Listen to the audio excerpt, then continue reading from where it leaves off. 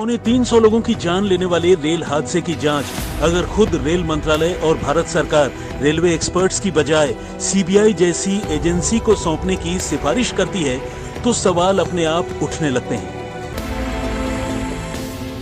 ये एक रेलवे का मैप है जिसमें आपको रेलवे की लाइंस दिखाई दे रही हैं।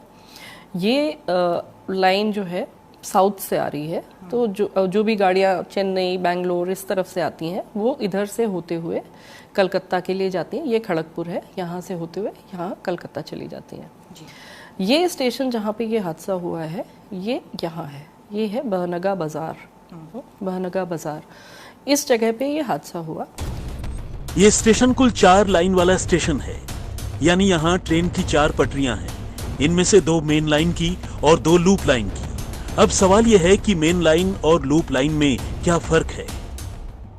मेन लाइन वो होती है जिसके ऊपर एकदम सीधी गाड़ियां चलती हैं, उसमें कोई भी किसी भी तरह का टर्न नहीं होता है और वो सीधी सीधी गाड़ी चलाने के लिए बनी होती है, उसका लेआउट सीधा होता है। इस पे कोई स्पीड रिस्ट्रिक्शन नहीं होती है, इसमें जो भी मैक्सिमम परमिसिबल स्पीड होती है ट्रेन की उस पे चलती है। लूप लाइन एक एडिशनल लाइन दी जाती है, जैसे कि अगर हमारे पास एक से ज़्यादा गाड़ियां हैं या किसी गाड़ी को हमें रोक के दूसरी गाड़ी को आगे निकाल देना है, जिसको हम लोग प्रेसिडेंस कहते हैं।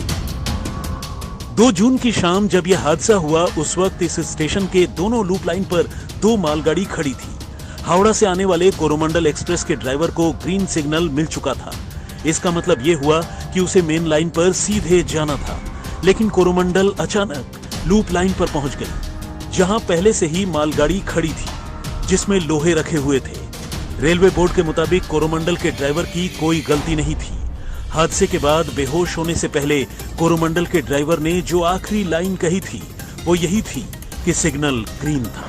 इस रूट पर ट्रेन की अधिकतम स्पीड 130 किलोमीटर है। शुरुआती जांच के बाद ये पता चला है कि हादसे के वक्त कोरोमंडल ट्रेन की स्पीड 128 किलोमीटर थी, यानी ड्राइवर तेज गति से गाड़ी नहीं चला रहा था। तो फिर सवाल यह है कि हादसा हुआ कैसे? कोरोमंडल मेन लाइन से हटकर लूप लाइन पर पहुंची कैसे?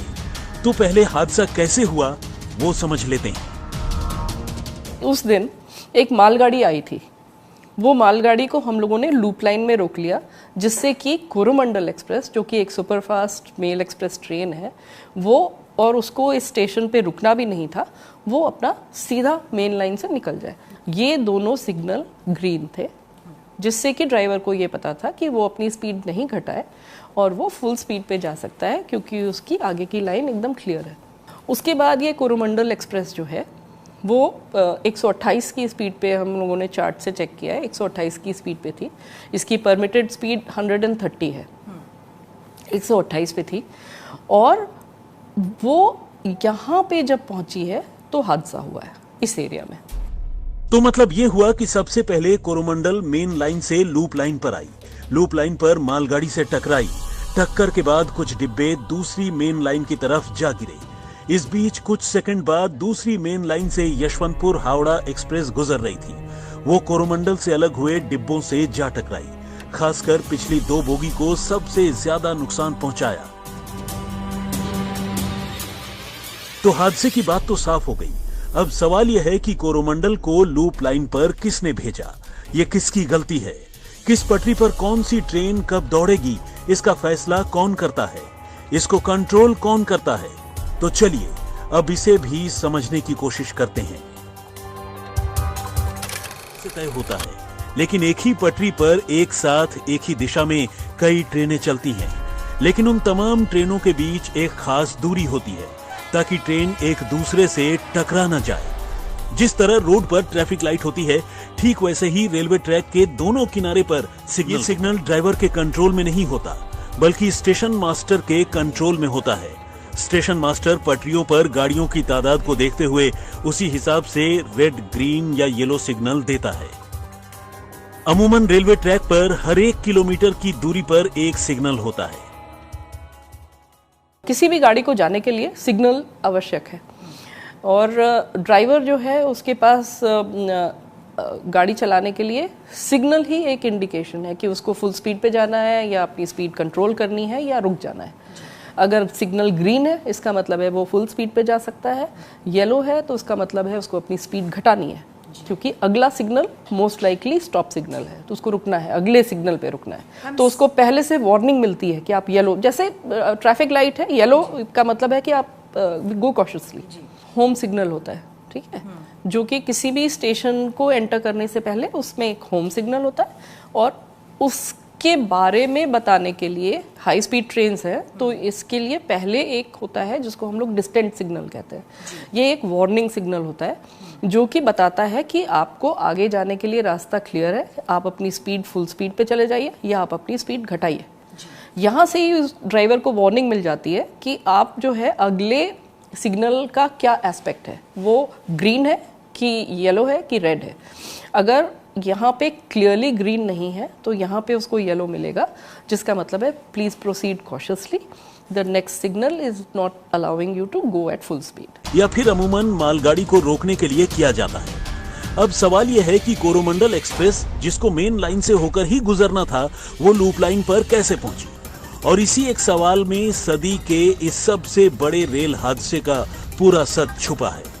वो सच जानने के लिए पहले ये जानना जरूरी है कि किसी ट्रेन या मालगाड़ी को मेन लाइन से लूप लाइन या लूप लाइन से मेन लाइन पर भेजने, या फिर किसी गाड़ी को रेड, ग्रीन या येलो सिग्नल देने का काम करता कौन है। जब से नई टेक्नोलॉजी आई है तब से रेलवे ने भी काफी तरक्की की है। अब लाइन बदलने से लेकर सिग्नल तक का काम पूरी तरह से कंप्यूटराइज्ड हो चुका है। देश भर में फैले लगभग 1,20,000 किलोमीटर की रेलवे ट्रैक पर बिजली का एक वायर लगा होता है। इस वायर में करंट तो होता है, लेकिन बेहद कम वोल्टेज का।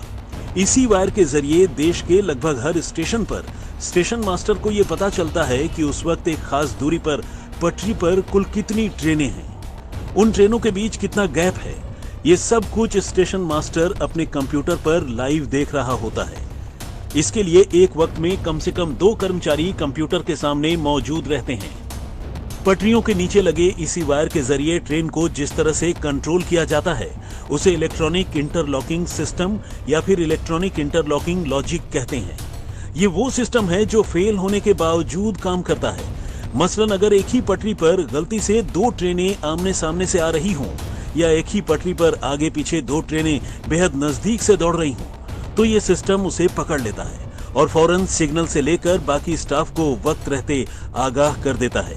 अगर मान लें कि सिस्टम की चेतावनी के बावजूद कर्मचारी उस पर ध्यान नहीं देते हैं, तो भी हादसा नहीं हो सकता, क्योंकि ऐसी किसी भी गलती को पकड़ने के साथ साथ इलेक्ट्रॉनिक इंटरलॉकिंग सिस्टम फौरन सिग्नल रेड करता है।